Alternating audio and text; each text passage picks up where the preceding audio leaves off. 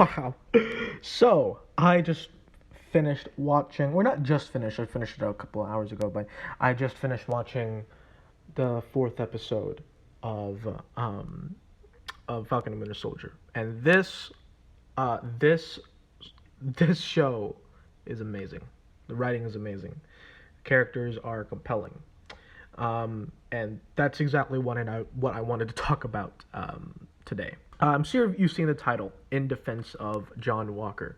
Well, I honestly, how the hell am I supposed to defend someone that does shit like this? It wasn't me. It wasn't me.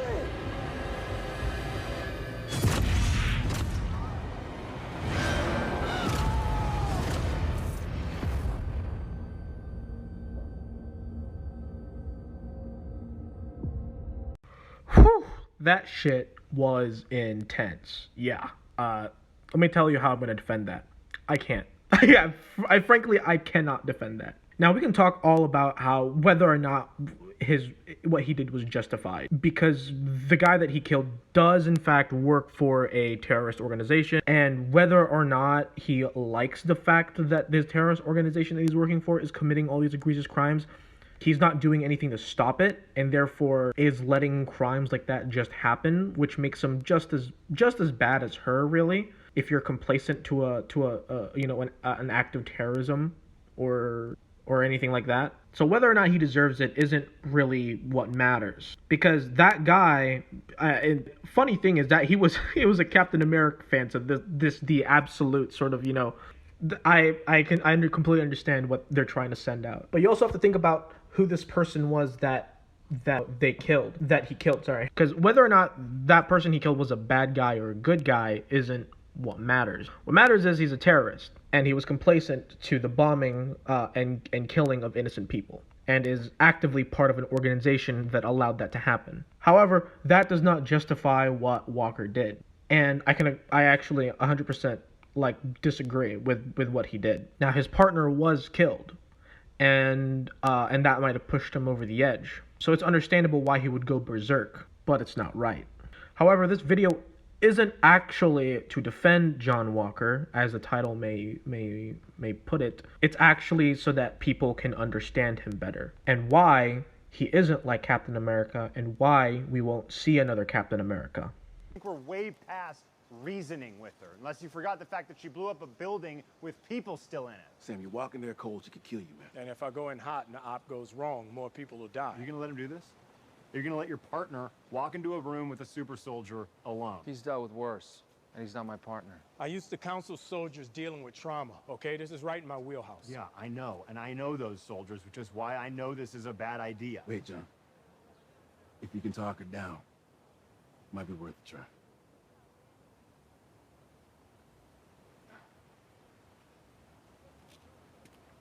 We'll deal with you later. So first, he tells them we're way past reasoning with her. He says that, well, she blew up a building with people still inside it, which she did, and we as an audience witnessed it. When you commit an act of terrorism the way that happened, and innocent people died for what you claim to be a just cause, you are no longer doing, what you're doing is no longer just. Before, she was stealing supplies, doing whatever, but Zemo was right. What she is a supremacist. She believes that her own ideals and wills are stronger and better than the ideals of others, and therefore will use physical and brute force to make sure she gets what she wants. They argue so both of them, after that, both groups argue for a bit, and then John Walker says, are you going to do this? Are you going to let your partner walk into a room with a super soldier alone? They emphasize that very, very strongly. I'm sure you've noticed. In fact, we're going to see that line happen again later on. Sam then says, after a little bit of them talking, that I used to counsel soldiers. This is my wheelhouse. He has probably talked to, Sam himself is a vet. All four of these guys are soldiers. Even Zemo is a soldier. Zemo was part of Special Forces. All of these guys know what it's like for battle, to be in war. When Sam says this, it cuts to Battlestar, Hoskins, and he's looking down, thinking about it. And then John Walker says, I know those soldiers. All three of them have been somewhat, absolutely, in many different ways, have been affected in their line of duty. It's in how they talk, how they act. It affects them in many different ways. You have to remember that John Walker worked in hostage rescue. When you're in the military, one of the things that's immediately hammered into you is inaction. Inaction can kill you. If you're not doing anything, if you're not moving, if you're not, doing something in order to better your current situation while you're in that sort of situation, whether it's a firefight or whatever, then not doing nothing is worse than doing anything, even if that thing is the wrong thing. Because you're just sitting there like a sitting duck and you're in a bad situation. That's where he gets this idea from. Why he works in hostage rescue. That his literal tactic is to move in there quick and hard to take her out. That's what you do in hostage rescue. But that's not what you always do in hostage rescue, because Hoskins then pipes up and says, maybe we could talk her down, like going with Sam's idea. Without even any hesitation or like talking back or anything like that, John Walker is like, fine, we'll do it your way. John Walker believes in Battlestar, in Hoskins. They are partners. And that's one of the most annoying things, because I watched a bunch of reaction videos just to make sure that I'm stating what I'm about to state is correct. Everyone seems to view Hoskins or Battlestar as the side character, and he is, but he is not John Walker's sidekick. They have respect for each other. They're war buddies. They've been in the shits together. And Hoskins' counsel means a lot to John Walker, and he easily accepts it. Doesn't even hesitate.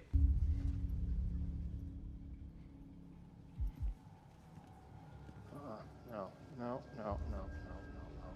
This is a bad idea. It hasn't been 10 minutes, John, just sit tight. Don't do that. Don't patronize me. He knows what he's doing.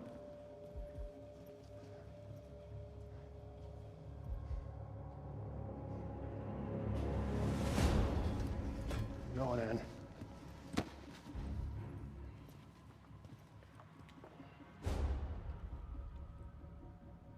This is all really easy for you, isn't it? All that serum running through your veins. Barnes, your partner needs backup in there. Do you really want his blood on your hands? In this scene, what many perceive as impatience, and it is impatience, is something that people don't really think about. Again, this guy works in hostage rescue and counterterrorism. Inaction can get you killed. When he walks up to Bucky, he uses that exact same line. Are you really sending your partner in there alone?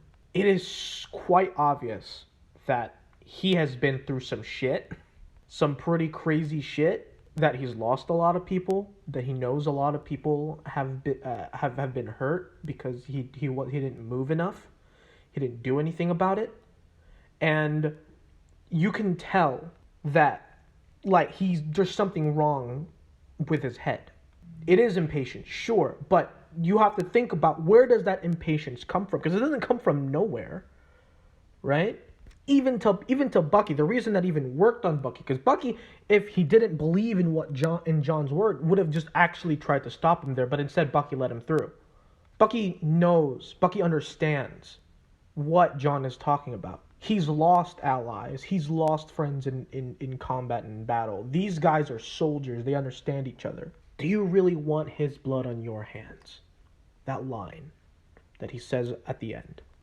As much as Bucky and Sam may fight with each other and, do all that kind of stuff, they are friends. They are partners. They don't want to say it, but we as an audience know they are. And John Walker is telling Bucky this because he understands. And he's also trying to use it so that he can get what he needs to do to get it done. Right? Now, is John Walker wrong in doing that? Absolutely. But also, think about it this way. We as the audience know what's happening. They don't, right? They all they know is that at this moment, Sam is talking to some very dangerous terrorists with super soldier serum in them, who have killed innocent people.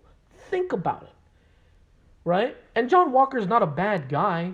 He it isn't. Have a good day. How long till that gets really annoying? You're just mad that she didn't ask for yours. Oh, it's her loss. I even got a little Battlestar logo I draw with it.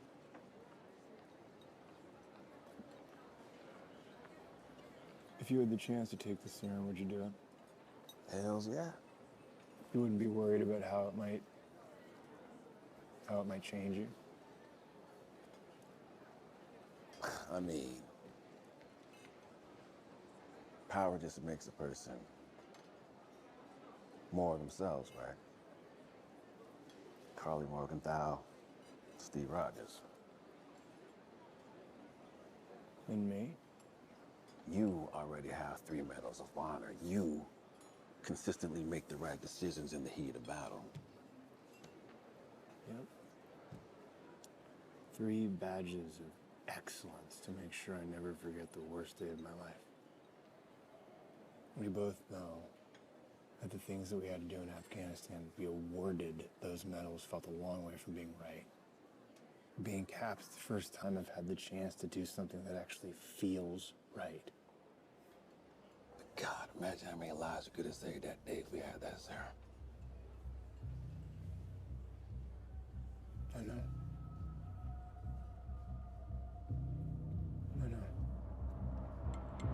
So this is the scene after they get their fucking ass handed to them by the Wakandans, and he's like, they're not even super soldiers, when he doesn't understand that those women were literally training to be warriors ever since they were kids, with advanced technology and weapons, but he then asks his partner, if you had the chance to take the serum, would you take it? Hoskins says, hells yeah. And you know what? I'm sure there's a lot of people that would absolutely want to take that. But to them, there's a different reason why they want to take that serum. John Walker is already somewhat aware of the type of person that he is. And he's worried that taking the potion might change him as a person. But we all know that that's not what the potion does. We all know that's not what the super soldier serum does. We know that what it is an enhancer of both your physical and mental, prowess. If you're evil, you become more evil. If you're good, you become more good. Hoskins says it himself. He says, power makes a person more of themselves. Carly, Steve. And this is honestly something that I felt was missing in a lot of the reactions that I saw, was this conversation between these two guys. When it cut to this part, and sometimes they didn't even add this part in, it seemed like they were just ignoring the conversation that was happening between the two of these. Because I think it's easier to not understand and hate somebody than to understand and hate somebody. Hoskins these guys were in war together. They were in the shits together. Hoskins is fully aware of all the good things that John Walker has done and all the lives that he's saved. But that's the thing. You see, there's this thing that's very common among a lot of Medal of Honor recipients. They don't believe they deserve the medal that they get. Majority of Medal of Honor recipients don't go, oh, look at me, I have a Medal of Honor, blah, blah, blah, blah. Because they feel like what they did to deserve that was just them doing their job. They feel like what they did was the minimum of what you need to do. Even though everybody knows that isn't the case. John Walker is a person that saves lives, that helps people. And and this is something that really talks about his sort of inner psychology. He even acknowledges the many wrong things that he might have done during war. War nowadays is very different. Very, very different. It's no longer good guys versus bad guys, allies versus Nazis, or the Axis or whatever. It's so easy to point at Nazis and be like, they're bad guys. They're incinerating innocent people in giant fucking ovens and putting them into camps to starve them. It's really easy to point them as bad guys. But nowadays, war is significantly more complicated and it lasts far longer. Many people aren't aware of this, but we're currently at war and have been so for almost 2 decades now. He feels like being Captain America allows him to actually help people and not just be another soldier on the field. Hoskins then says, how many lives we could have saved that day if we had that serum. These guys, all they're ever thinking about is saving people. That's all they're ever thinking about. No one seems to pick up on this when I watch reactions. Everyone is so zoomed in and zoned into the worst parts about a person that they almost forget the best parts about, or the good parts on a person. Now you see him and he's thinking about whether or not he should do it. And obviously he does, because we see later in the episode that he does use the serum. I love John Walker as a character, not as a person. The things that he's done in the show, especially that last bit, is completely out of hand. But as a character, I can really, really appreciate him. I think I'm definitely the minority in the sense that I love villains. Most people don't like villains because obviously they're evil, and that makes sense. You shouldn't like things that are evil. But it is villains that are complicated, and I wouldn't call John Walker a villain. I would call him very much so the archetype of a tragic hero or a fallen hero. A person that saved people, wants to save people, and wants to do what's right, but ends up not doing so because of tragedies.